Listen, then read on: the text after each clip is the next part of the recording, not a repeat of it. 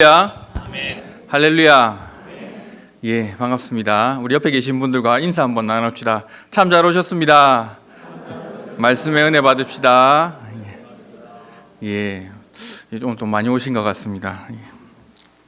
영상으로 예배드린 지가 제법 되었습니다.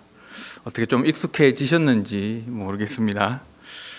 영상으로 예배를 송출하니까 TV로 연결해서 보시는 분들도 계신데, 대부분의 성도님들이 이렇게 핸드폰으로 영상을 보고 계시더라고요. 핸드폰으로 보시면서 또 이렇게 글자가 좀 잘 안 보이거나 색깔이 좀 이상하거나 또 필요한 구성이 있어서 이야기를 해주시는 분들도 더러 계십니다. 이렇게 피드백을 해주셔가지고 참 감사합니다. 작은 핸드폰으로도 잘 보실 수 있도록 또 저희가 더 잘 준비하도록 하겠습니다. 그런 면에서 우리 교육자들은 핸드폰으로 영상을 시청하시기에 불편함이 없도록 최적화되어 있습니다.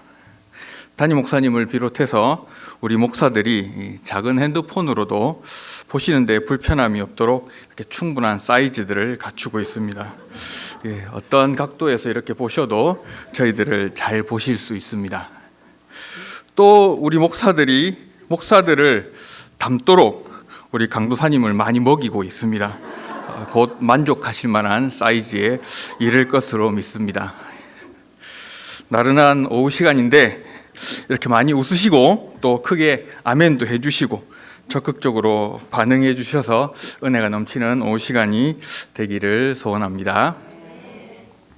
오늘 우리가 읽은 하나님 말씀은 여러분 잘 아시는 하나님 말씀입니다. 우리가 주일학교에서부터 쭉 외워왔던 말씀이죠. 하나님의 우리에 대한 사랑, 복음의 메시지들을 가장 함축적이고 잘 요약하고 있는 말씀입니다. 그런데 이 말씀이 등장하기까지, 이 말씀을 하시기까지 전후 상황을 살피고 이 말씀을 나누시면은 보다 더 잘 이해할 수가 있습니다. 요한복음 3장에는 예수님과 니고데모가 이야기를 나누는 장면으로부터 시작되고 있습니다. 유대인의 관원 중에 한 사람인 바리새인 니고데모라는 사람이 예수님을 찾아왔습니다. 그리고 이 사람은 신앙적인 많은 이 열정들과 의문들을 가지고 있었던 것 같습니다.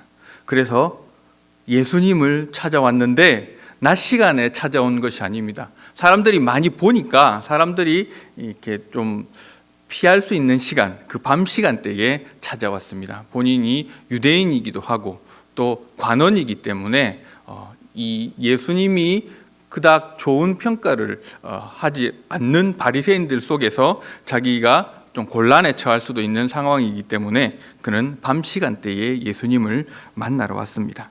그리고 예수님께 질문을 하고 있습니다. 어떻게 하면 영생을 얻을 수 있는지, 내가 보기에는 예수님이 좀 특별한 분인데 하나님께서 보내신 사람인 것 같은데 내가 가지고 있는 이 질문에 답을 좀 해주십시오 라고 말하고 있습니다. 하나님께서 함께 하시지 않으면 당신이 하는 표적은 아마 아무도 못할 겁니다. 그렇게 이야기하면서 예수님과 대화를 시작하고 있습니다. 내가 뭘 해야 되겠습니까? 그리고 당신이 가르치고 있는 그 가르침이 어떤 내용입니까? 나에게 좀 알려주십시오. 제대로 좀 가르쳐 주십시오. 어떤 영적인 갈급함을 가지고 예수님을 찾아왔을 것입니다. 이에 예수님께서는 진실로 진실로 너에게 이르노니 사람이 거듭나지 아니하면 하나님 나라를 볼 수 없을 것이다 라고 말하였습니다. 거듭나지 아니하면 하나님 나라를 볼 수 없을 것이다. 당대에 그 누구도 이러한 가르침을 주지 않았습니다. 이것은 정말 새로운 이야기였습니다. 다시 태어난다는 이야기를 하고 있습니다. 이 니고데모가 질문을 하지요. 사람이 모태로부터 어머니 뱃속에서 한번 태어나면 그것이 끝인 줄로 아는데 다시 태어나야 한다고요? 다시 어머니 뱃속에 들어가야 된다는 말씀이십니까? 라고 예수님께 질문을 하였습니다. 이에 예수님께서는 니고데모에게 사람이 물과 성령으로 나지 아니하면 하나님 나라에 들어갈 수 없다라고 말하고 있습니다. 육으로 난 것은 육으로 난 것이고 영으로 난 것은 영으로 난 것이다 라고 말씀해 주셨습니다. 네가 거듭나야 한다는 말, 다시 태어나야 한다는 말, 그것을 놀랍게 여기지 말라라고 말해 주었습니다. 그리고 니고데모가 당황해서 아니 어떻게 사람이 그럴 수 있습니까? 어떻게 다시 태어날 수 있습니까? 어떻게 그런 일이 일어날 수 있습니까? 라고 질문하였습니다. 이에 예수님께서 영적인 세계에 대해서 설명을 해주시는데 이것을 니고데모는 쉽사리 이해하지 못했습니다. 우리 모두는 죄인입니다. 육신의 몸을 갖고 태어난 모든 사람들은 죄를 가지고 태어났습니다. 우리의 이 첫 번째 출생, 이것으로는 우리를 하나님의 나라로 이끌 수가 없습니다. 우리의 처음 태어난 이 한 번의 육신의 출생으로는 우리는 하나님 나라에 들어갈 수 없습니다. 그런데 우리의 영혼이 하나님으로부터 거듭나서 다시 태어나서 우리의 죄가 없는 상태가 되어야지 우리는 하나님 나라에 들어갈 수 있습니다. 이것을 설명하시는데 니고데모는 쉽사리 이해하기가 어려웠습니다. 그래서 예수님께서 비유로 드신 것이 민수기 21장에 있는 내용입니다. 모세가 광야에서 놋뱀을 들었던 그 사건을 설명해 주셨습니다. 이스라엘 백성들이 출애굽하여서 광야로 가는 길에 그들이 피치 못하게 에돔을 우회해야 했습니다. 바로 가지 못하고 돌아가야 했습니다. 여기에 백성들이 불평했습니다. 곧장 가도 힘든데 돌아가게 되었으니 얼마나 짜증이 났겠습니까? 더운 광야에서. 그래서 모세에게 불평을 했습니다. 왜 우리를 여기 데려와가지고 광야에서 죽게 만들었느냐? 그냥 애굽에서 살았으면 몸은 좀 불편해도 먹을 것도 넉넉하게 먹고 그래도 실시간 잠자는 시간 정도는 충분히 보장되고 안전은 책임지고 살 수 있었는데 왜 우리를 여기에 데려왔느냐라고 불평하였습니다. 하나님께서 하시는 일에 반역하였습니다. 하나님께서 약속하신 구원을 그들이 거부하였습니다. 그래서 하나님께서는 그 땅에 불뱀을 보내었습니다. 불뱀을 보내어서 모든 이들을 멸하시기를 하나님께서 계획하셨습니다. 하나님을 불평한 모든 백성들을 하나님께서 쓸어버리시려고 하셨습니다. 그때에 모세더러 살려달라고 애원하는 사람들이 생겼습니다. 모세에게 우리가 저 불뱀에 물려 죽지 않을 수 있는 방법을 알려달라고 구했습니다. 그때 하나님께서 모세에게 알려주신 것이 놋으로 뱀을 만들어서 뱀의 형상을 만들어서 그것을 높은 곳에 가서 들어라. 그것을 쳐다본 사람들은 살게 될 것이다 라고 하나님께서 모세를 통해 구원의 방법을 열어주셨습니다. 니고데모에게 이 사건을 설명해 주었습니다. 육신으로 태어난 이스라엘 모든 백성들, 그들은 불평불만하여서 불뱀에 물려 다 죽을 수밖에 없는 상태가 되었는데 이 놋뱀을 쳐다보는 그 행위, 하나님께서 마련해 주신 구원의 방법을 쫓아 행한 사람들, 즉 거듭난 사람들은 그들의 생명이 다시금 회복되고 하나님 앞으로 나아갈 수 있는 길들이 열린 것, 그것을 예수님께서는 말씀해 주셨습니다. 놋뱀을 쳐다보는 것이 거듭나는 것과 같이 이렇게 너희도 너희 영혼이 새롭게 태어날 방법을 찾아서 행해야 된다라고 니고데모에게 말해 주었습니다. 그리고 이어서 말씀하신 것이 오늘 우리가 함께 읽은 요한복음 3장 16절의 말씀입니다. 요한복음 3장 16절의 말씀입니다. 하나님이 세상을 이처럼 사랑하사 독생자를 주셨으니 이는 그를 믿는 자마다 멸망하지 않고 영생을 얻게 하려 하심이니라. 아멘. 이 말씀을 하시면서 하나님께서 이 사람들을 살려주시는, 이 사람들에게 구원을 주시고 회복을 주시는 첫 번째 근거가 무엇입니까? 이 3장 16절은 어떻게 시작되고 있습니까? 하나님이 세상을 이처럼 사랑하사라고 말씀하고 있습니다. 하나님이 사랑하셨답니다. 하나님이 사랑하셔서 회복의 길을 주셨다고 합니다. 하나님이 사랑하셔서 거듭날 수 있도록 방법을 열어주셨다라고 말하고 있습니다. 하나님이 사랑하셨습니다. 하나님은 조건이 없이 하나님의 백성을 사랑해 주셨습니다. 아담과 하와가 선악과를 먹고 범죄하였을 때에도 이스라엘 백성들이 광야에서 불평불만하며 투정 부렸을 때에도 이스라엘이 이방신들을 쫓아 하나님을 내어버렸을 때에도 하나님은 그들을 포기하지 않으셨습니다. 그러한 순간순간 속에서도 하나님은 그들을 사랑해 주셨습니다. 하나님이 거듭날 수 있는 길을 우리에게 허락하신 이유는 우리를 사랑해 주셨기 때문입니다. 시편 2편 7절에는 이렇게 기록되어 있습니다.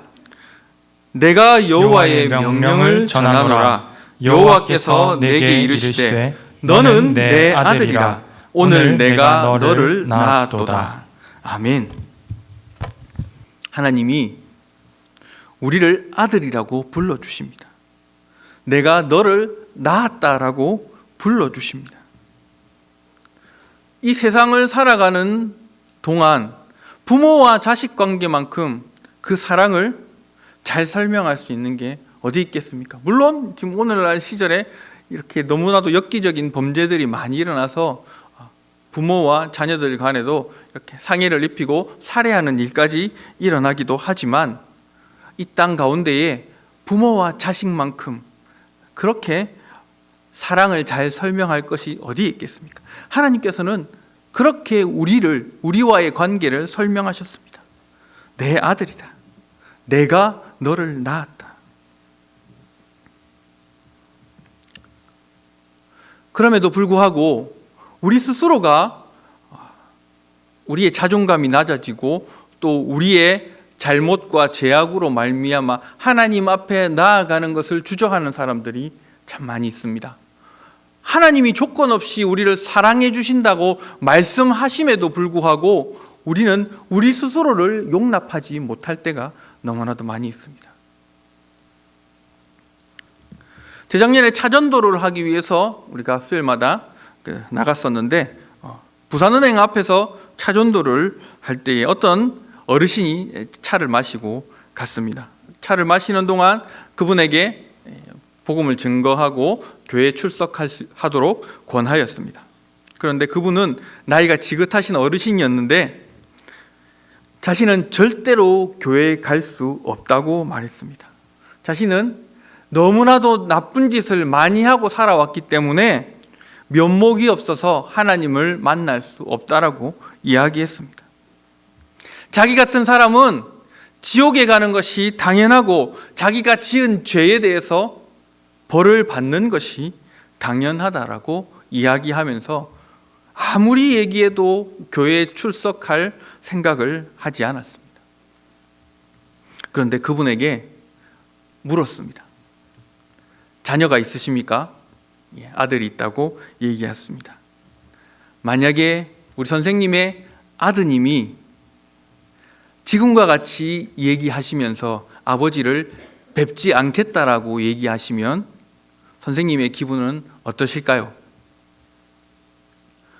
선생님의 아들이 어떠한 잘못을 했든지 간에 우리 어르신은 용서하실 생각이 없으십니까? 그분의 마음이 조금씩 움직였습니다. 물론 교회로 오시진 않았지만 그분이 그 이후로는 너무나도 자신 있게 얘기하던 자신의 죄악됨을, 죄인됨을 주장하지 않으셨습니다. 하나님도 그러신 분입니다. 하나님도 우리 어르신을 자녀 삼으셨습니다. 아버지가 자녀의 모든 잘못을 용서하듯이 우리 어르신이 어떤 죄를 짓든지 간에 하나님은 용서하실 분입니다 라고 설명을 드렸습니다. 하나님은 우리를 자녀 삼아 주셨습니다. 하나님은 여러분 모두가 어떠한 죄악 가운데 있든지 잘못을 짓든지 간에 그것을 고백하고 회개를 구하면 하나님께서는 용서하시고 다시 받아주시는 하나님이십니다. 하나님은 이런 사랑의 하나님이심을 꼭 기억하시기를 바랍니다. 하나님이 포기하는 영혼은 아무도 없습니다. 하나님 앞에 나아올 수 없는 어떠한 사람도 있을 수 없습니다. 하나님은 그 모두를, 우리 모두를 사랑하신다는 것을 꼭 기억하시기를 바랍니다. 그리고 3장 16절은 이렇게 이어집니다. 하나님이 세상을 이처럼 사랑하사. 이처럼은 무엇을 얘기할까요? 이처럼은 어떤 처럼을 이야기하고 있는 것일까요? 하나님이 세상을 이처럼 사랑하사. 3장 16절만 보면 이처럼은 독생자를 보내주신 것을 이야기하는 것 같습니다. 하나님이 독생자를 보내어 주실 것까지, 주시는 것만큼까지 사랑해 주셨다. 그런데 3장 전체를 살펴보면 우리 14절과도 연관이 있습니다. 하나님이 세상을 이처럼 사랑하시는데 구약 백성들을 다 죽일 수밖에 없는 가운데에서도 노뱀을 만들어서 그들을 살려주신 것처럼 우리에게도 예수님을 보내어 주셔서 그 예수님으로 말미암아 우리가 다시 살 수 있는 길을 열어주신 것만큼 우리를 사랑하신다라고 설명할 수 있는 것입니다. 구약의 노뱀을 통해 그들을 살려주셨듯이 지금 우리에게는 독생자 예수님을 보내어서 그 예수님으로 말미암아 우리를 살려주시는 것만큼 우리를 사랑해 주신다라고 말하고 있습니다. 우리는 죄인입니다. 우리는 죄 가운데 태어났습니다. 아담의 원죄로부터 비롯된 그 모든 죄를 지을 수밖에 없는 자범죄에 이르는 그러한 죄악에 노출된 사람들입니다. 로마서 3장 23절에는 이렇게 이야기하고 있습니다. 모든 사람이 죄를 범하였음에 하나님의 영광에 이르지 못하더니. 모든 사람은 죄를 범하였습니다. 그래서 하나님의 영광에 이를 수 없게 되었습니다. 하나님은 죄가 없으신 분입니다. 하나님은 죄악을 용납하지 않으시는 분입니다. 하나님 앞에 나아가려면 우리의 죄의 문제가 해결되어야 합니다. 그것이 구약의 희생 제물을 통한 제사로 죄를 속량받고 하나님 앞에 나아갈 수 있었습니다. 그런데 이제는 우리가 독생자 예수 그리스도로 말미암아 우리의 모든 죄가 용서받을 수 있는 길들이 열렸습니다. 독생자를 주시기까지 우리를 사랑해 주셔서 그 독생자로 말미암아 우리의 죄를 다 멸해 주셨습니다. 이 말씀을 믿으십니까? 이 예수님께서 저와 여러분을 위해 십자가에 달려 죽으셨다는 것을 믿으십니까?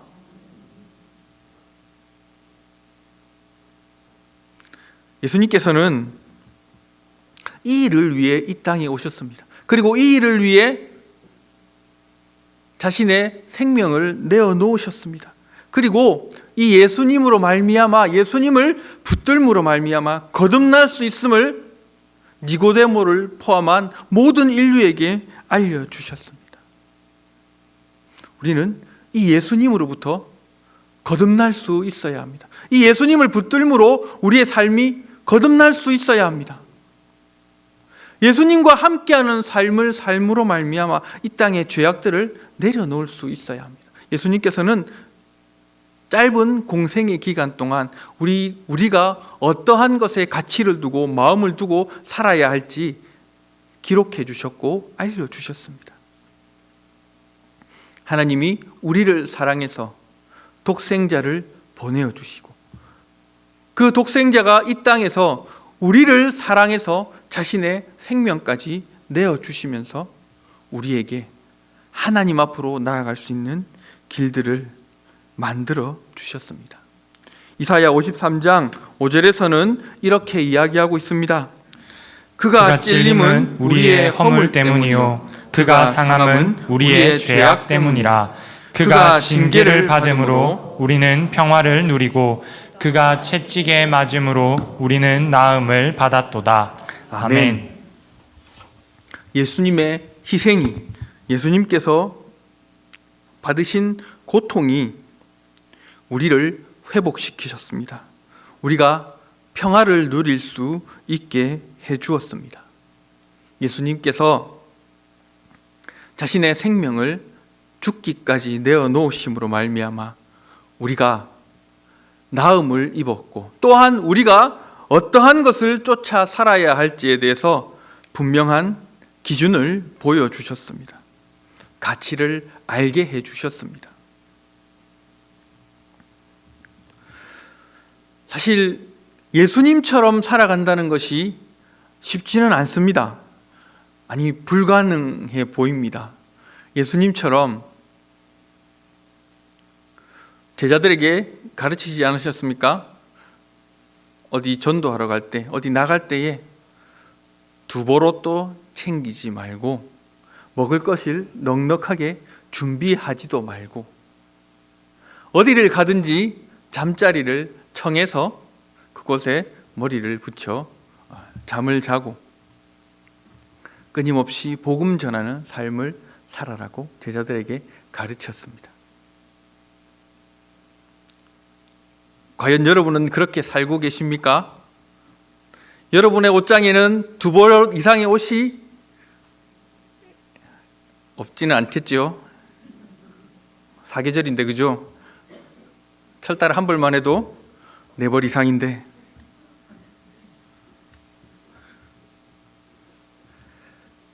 먹는 것은 얼마나 풍족합니까? 더 좋은 것 먹으려고 줄 서는 것도 마다하지 않고 배달시키고 1시간 기다리는 것도 얼마든지 감수할 수 있습니다.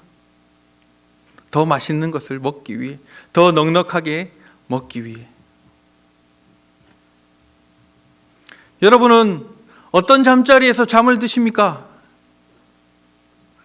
얼마나 좋은 집을 마련하기 위해 애를 쓰고 있습니까? 영도의 집값이 올라서 기쁘십니까? 우리의 가치는 어디에 있습니까? 과연 예수님처럼 살 수 있겠습니까? 예수님께서 말씀하신 제자들에게 가르치셨던 그것들을 반의 반이라도 우리가 쫓아 살아갈 수 있겠습니까? 이 땅을 살아가는 우리는 물론 예수님의 시절과는 엄청나게 다른 시절을 살아가고 있습니다. 가치도 다르고 또 삶의 수준도 다르고 씀씀이도 다르고 사람들이 살아가는 어느 정도 생활의 품위도 유지해야 되겠고 여러 가지 모양새들이 다른 시절을 살아가고 있습니다. 그러나 우리가 이 정신만은 붙들고 살아갑시다. 예수님을 따라 살아가야 되겠다. 예수님께서 말씀하신 그 가르침을 뭐라도 하나 더 지켜내야 되겠다라는 그 정신만은 붙들고 우리의 삶을 한번 살아갑시다. 이렇게 하나님께서는 우리를 사랑하셔서 그의 독생자 예수 그리스도를 우리에게 보내주셨습니다. 하나님께서는 하나님이 하실 수 있는 최고의 선물을 우리에게 베풀어 주셨습니다. 하나님께서는 우리를 사랑하기 위해서 어느 것도 아끼지 않으셨고 어떤 것도 주저하지 않으셨습니다. 하나님 대신 예수님을 이 땅에 보내어 주셨습니다. 그리고 독생자를 주셨으니 이는 그를 믿는 자마다 멸망하지 않고 영생을 얻게 하려 하심이라. 하나님이 우리를 사랑하셔서 하신 일이 어떠한 결과를 초래한다고 하고 있습니까? 어떠한 것을 이루기 위해서 하나님이 우리를 사랑하셔서 예수 그리스도를 보내어 주셨습니까? 멸망하지 않고 영생을 얻게 하기 위해서 하나님께서는 우리에게 독생자를 보내어 주셨다라고 말하고 있습니다. 우리가 교회를 다니는 이유, 우리가 예수님을 믿고 따른다고 이야기하는 이유가 여기에 담겨 있습니다. 영생을 얻는 것, 영원한 생명을 얻는 것, 하나님과 영원히 함께하는 삶을 사는 것, 그 영혼 가운데서는 육신을 입고 살아가는 이 땅에서의 삶도 포함되어 있습니다. 이 땅에 사는 동안 또 우리의 생명이 다, 육신의 생명이 다하여 하늘나라 가는 그 이후의 삶 동안 우리가 영원히 하나님과 함께하는 생명을 얻는 것이 하나님이 우리를 사랑하시는 목적이라고 이야기하고 있습니다. 이것을 놓치면 우리가 이상하게 하나님을 믿을 수 있습니다. 하나님 앞에 불평불만할 수 있습니다. 그리고 다른 사람들의 모습을 보면서 우리의 믿음이 흔들리기도 하고 판단할 때가 생기기도 합니다.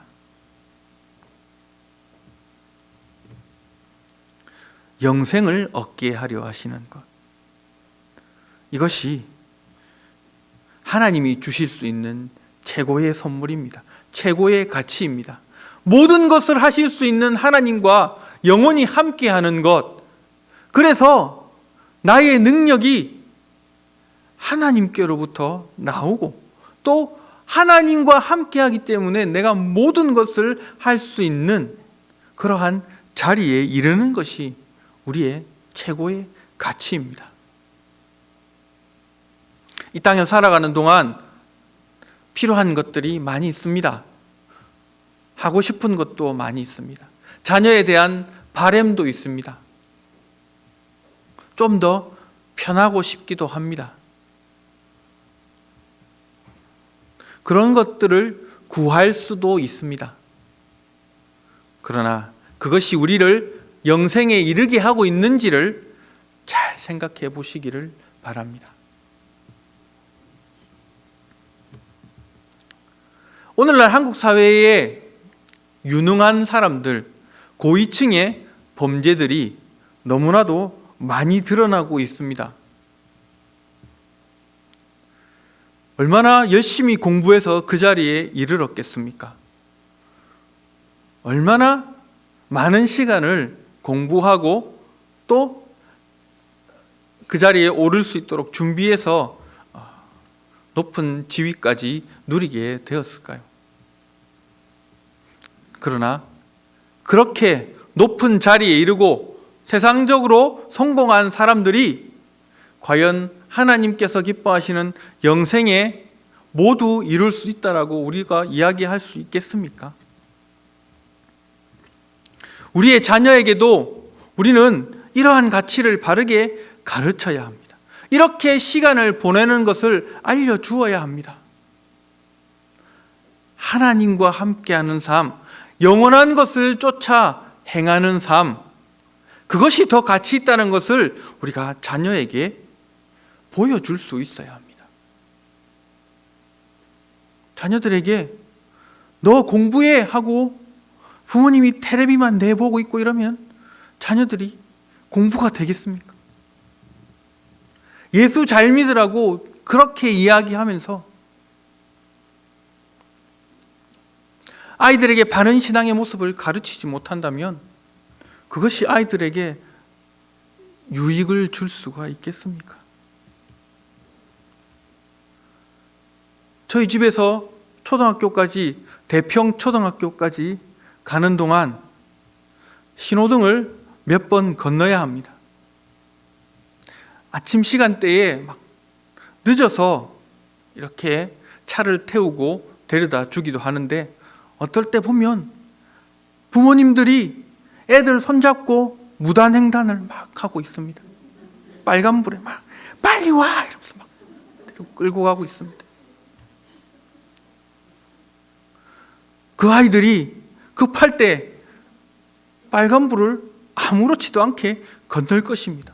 물론 그 아이들의 위험한 것도 있지만 그것이 하나하나 쌓이고 이 아이들의 생각을 조정한다면 이 아이들은 사소한 규칙 그리고 지켜야 할 것들을 자기의 목적과 필요에 따라서 우습게 어길 수 있는 아이들로 변할 것입니다.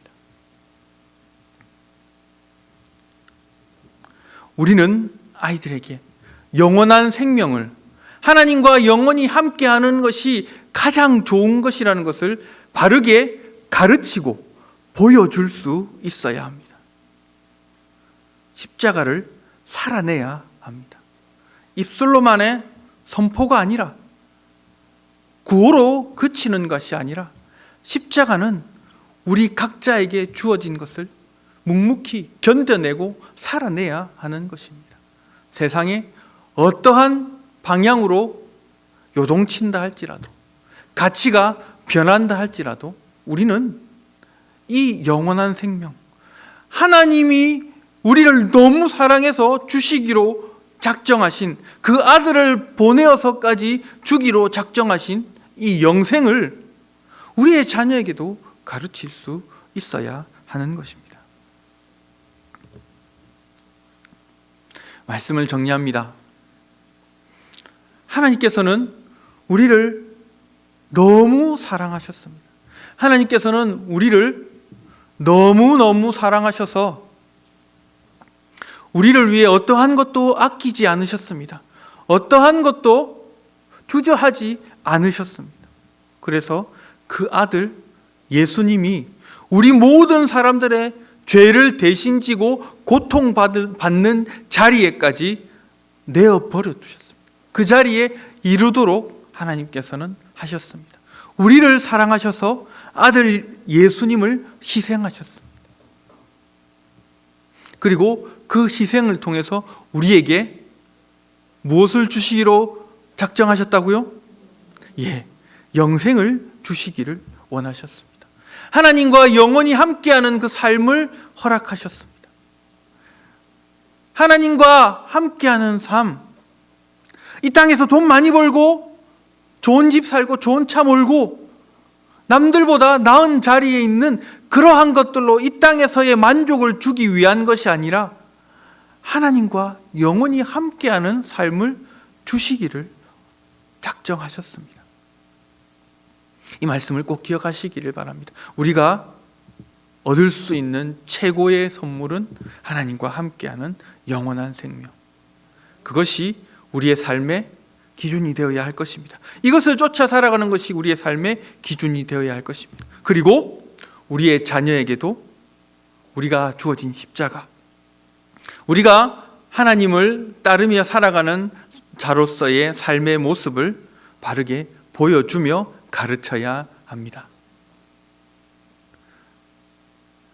여기 계신 우리 모든 성도님들, 각자에게 주어진 십자가를 지고 영원한 생명의 가치를 누리며 자녀에게도 부지런히 가르칠 수 있는 저와 여러분이 되시기를 주님의 이름으로 축원합니다. 여러분들의 삶이 하나님께서 작정하신, 하나님께서 주시고자 하시는 영원한 생명을 향해 하루하루 조금 더 가까이 다가갈 수 있는 모든 성도님들 되시기를 주님의 이름으로 축원합니다.